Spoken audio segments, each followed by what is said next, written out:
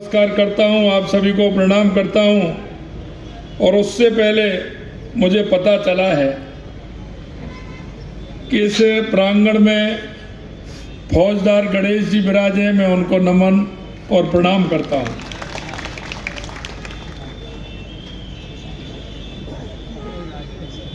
मित्रों, मेरे को लगा ये कार्यक्रम उनका कार्यक्रम है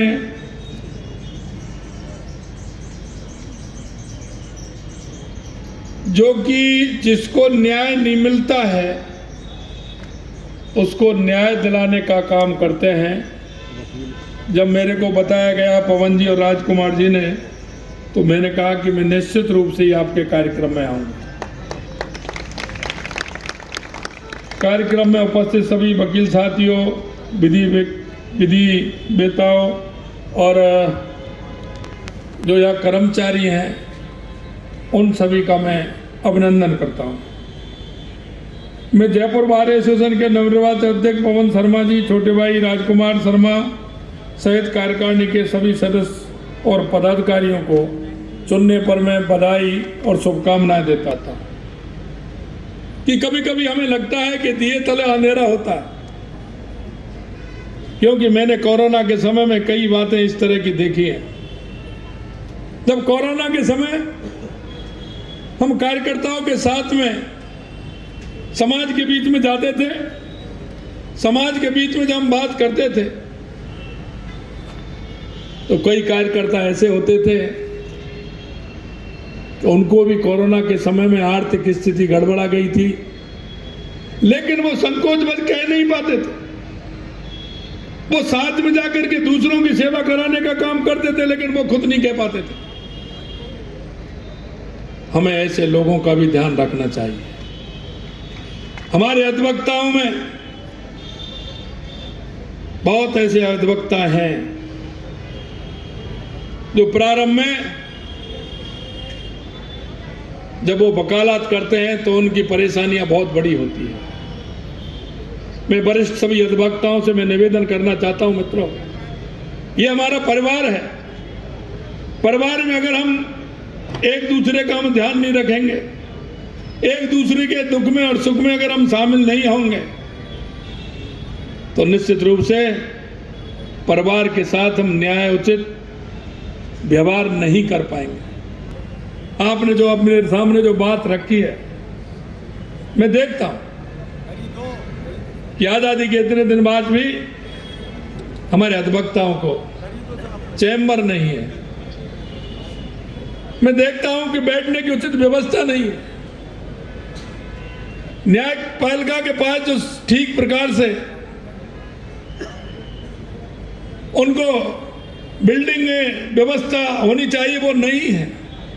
लेकिन मैं आपसे इतना ही वादा करना चाहता हूं, मित्रों, दो बात मेरे सामने माननीय पवन जी ने, राजकुमार जी ने रखी है।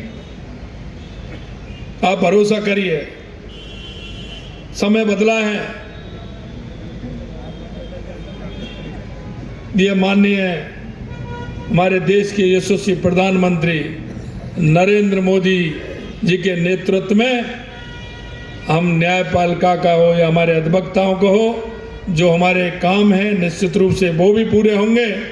और आपकी यहाँ की डबल इंजन की सरकार, हम आपको विश्वास दिलाते हैं कि आपने जो हमारे सामने मांग रखी है, मैं एक साथ तो नहीं कह सकता क्योंकि मैं जानता हूं, लेकिन हम चरणबद्ध तरीके से आने वाले समय में आपने जो हमारी सामने बात रखी है, मैं सुन रहा था, इधर से भी आवाज आ रही थी, उधर से भी आवाज आ रही थी। आवाज तो आती है, मांग भी करनी चाहिए, लेकिन मैं इतना ही आपको विश्वास दिलाता हूं कि जो आपकी बात है, आपने जो मांग रखी है, निश्चित रूप से उनको चरणबद्ध तरीके से हम पूरा करने की कोशिश करेंगे। आज के इस मौके पर मैं आपसे इतना ही निवेदन करना चाहता हूं, मित्रों, कि हमने जो विश्वास आप लोगों को दिलाया है, हमने जो हमारे घोषणा पत्र में आप राजस्थान की जनता से जो हमने वायदा किया है, हम आपको इतना विश्वास दिलाते हैं कि इस समय से पहले हम आपको जो हमने वायदा किया है राजस्थान की जनता के बीच में समय से पहले उन वादों को पूरा करेंगे। और ये डबल इंजन की सरकार का जो आपने भरोसा किया है माननीय नरेंद्र मोदी जी के नेतृत्व में पूरे प्रदेश में जो हमने गारंटी दी है, उन नरेंद्र मोदी जी की गारंटी के साथ, और कहते हैं ना मोदी है तो